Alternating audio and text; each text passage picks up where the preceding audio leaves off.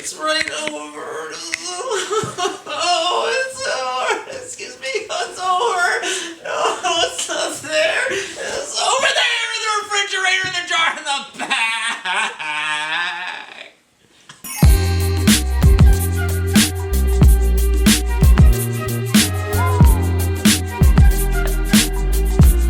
The funny thing is, when you live in the hood, like, they'll rob everything. Like when they say that they'll take the shirt off your back, if they like your jacket, they will rob it from you. If they like your shoes, they'll take it from you. I mean, I remember my cousin had some new Jordans that he saved up for, and then he was just walking down the street, and a bunch of guys just rolled up on him, popped him in the face, took off his shoes and ran. And I'm like, this is the kind of stuff that you have to deal with if you grow up in a poor neighborhood, you know? Like, people get jealous that you have things that they don't have. Even if you work hard for it, they'll take it from you. My older cousin going through that, where he got robbed for his stuff, he taught me how to fight and said, even if you lose, always fight and never back down. I think back now, it might have made me tough, but sometimes the best path is the least resistance, you know? So what? They want to take your hat. What is that to you? 30 bucks? 20 bucks?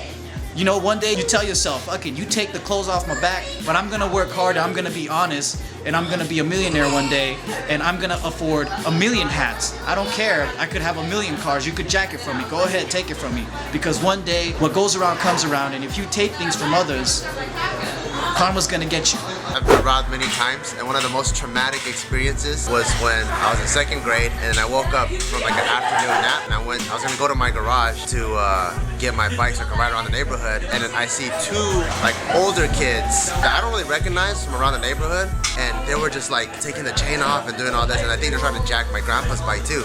And then I remember that was one of the most scaredest I've ever been, 'cause I just kind of froze, like I got choked up. I didn't know what to say. I wanted to say stop, but then I was scared I was gonna get my ass beat.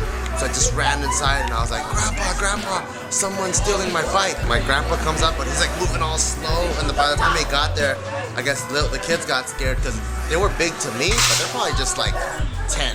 It's just that I was 5, you know? And then, they ended up taking my bike. They didn't take my grandpa's bike because I think that was chained better. I thought it was like the biggest deal ever, and I was like, Mom, we gotta call the cops, we gotta call the cops, we gotta find these crooks.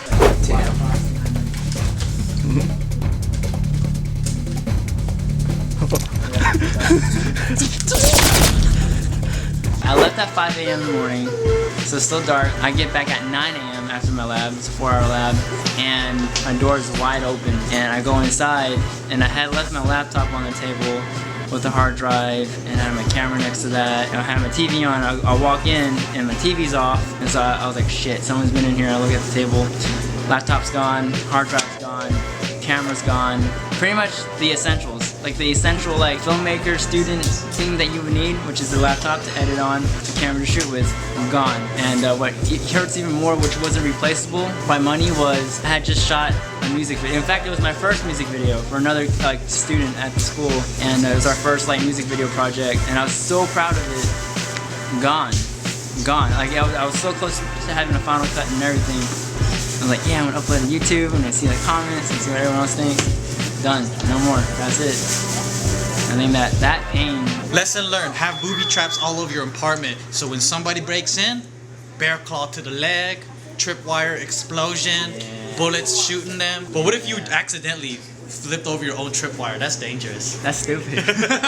I was held at gunpoint once in New York, back when I was in high school. How was that experience? That was pretty scary. Yeah, but other than that, nope, never been robbed. I got my car broken into once out here in LA, but other than that, I'm actually the robber. I'm stealing girls' hearts. It is valuable. My grandma gave it to me when I stopped peeing in my pants. It has sentimental value. I don't think I have very many sentimental things because just the other day, like I had to clean out my room from my parents' house because I moved out, and I had to throw a bunch of my childhood stuff. I don't miss any of it, so I mean, it's kind of just like really care. I'm a nomad. I can just do whatever. I don't care about anything. So your camera is not really valuable to you sentimentally, or? No, I mean, because I can just buy a new one. I don't really have any like emotional attachment to my camera. So. So it's hard for you to have an emotional attachment to an object. I don't really. It takes a lot for me to attach emotionally to something, and off the top of my head, I can't think of anything. So, how you doing? My most valuable possession, I would say that it would be one of my memories. That's like the worst thing ever because I always forget everything. But whatever little bit of memory I have left, that's like the most valuable. And then second to that would be like a bunch of photos because of the bad memory. So those are like really precious to me, like photos. So I always try to take a lot of photos of really cool moments of my life. You get out of my liquor store. Oh! Pew, pew. Pew, pew, pew, pew. Pew, pew, pew, pew, pew. We finished shooting like a couple weeks ago, and it was like, what, maybe 2 o'clock in the morning. I have the memory cards that we shot in my pocket. I take the memory cards out of my pocket, and I lay it right there on Casey's desk. Now, a couple days later, we are going to shoot JK News, and so we need those memory cards for Just Kidding News. So, I come into Casey's office, or into the editing office, and I go, hey Case, do you have any memory cards? Because we're going to need them for Just Kidding News. And he takes the memory cards off his desk, and he goes, here you go. You can format these. I take the cards, I say, okay, I can format them.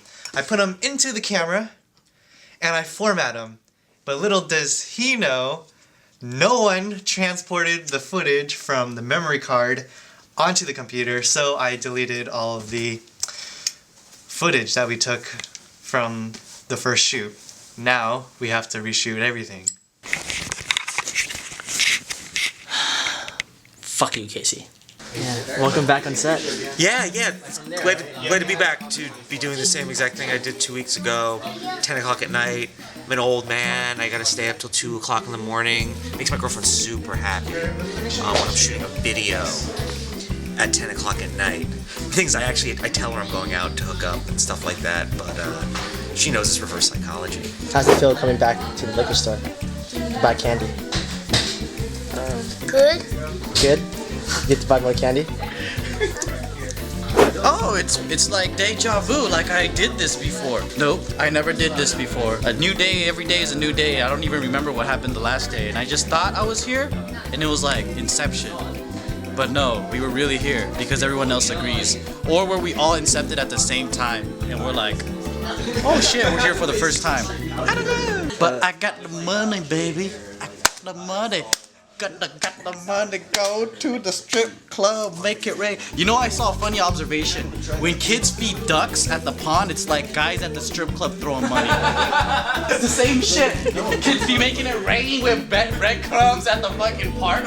The ducks are like quack, quack, quack, quack, quack, shaking their butts, right? And then the kids are making it rain, but when they get older, they go to the strip club and they make it rain with dollar bills, and the girls are like quack, quack, quack, quack, quack. We're back here because we lost the footage, so we had to reshoot the whole thing. And how did we lose the footage? So, Casey sucks. Casey. So what happened is, I don't want to point out any individual person, but the person that's been apprenticing under Daniel, he just doesn't know how to get certain things right, and you know, it's beginner mistakes. What can you say? You know, it's like sometimes basketball games you have a turnover. Sometimes you run across the enemy's basket and you throw it in there. Or sometimes you start playing football. You know, just one of those things. Today is a brand new day in a whole different week of this month. Somehow, I don't know what the forces of nature wanted, but we lost the footage. It's because Casey sucks. So Leonardo DiCaprio and his friends sedated me, inceptioned me, planted the idea that I had already transferred some of the footage that we shot at this liquor store 2 weeks ago. And so with that planted idea in my mind, I was thinking, oh yeah, these cars are good to clear. And we were shooting JK News one day. Daniel says, hey, are these cars good to go? And I'm like, yeah, sure, take it. And then the following day, I was like, oh my god, we're missing an entire skit.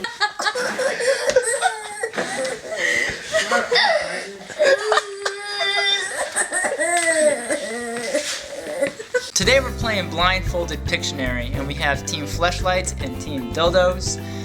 Rules of the game are you have to be blindfolded, draw a word from a cup, and you have to draw the picture from the word blindfolded on a board, and your team has 30 seconds to guess what it is. Biggest one wins, right? Biggest one wins. All right. Go. Bam. Look at We that. have a 3, Got it. Alright. Let's go. 1, 2, 3, go. Basketball. Circle. Happy face. Cookie. Dimple. Cookie. Cookie. Cookie. Let's slide. Oh my god, I don't know how to draw it. Ah! I just keep A screaming. boob. A flower. A penis. Puppy. A dog. A puppy. Sheep. Clifford. A cow. A cow. A cow. Cow? A cow. A bull. Sheep. Milking. Go. Milk a cow. Yeah. Bart. No. 1, 2, 3, go. Circle.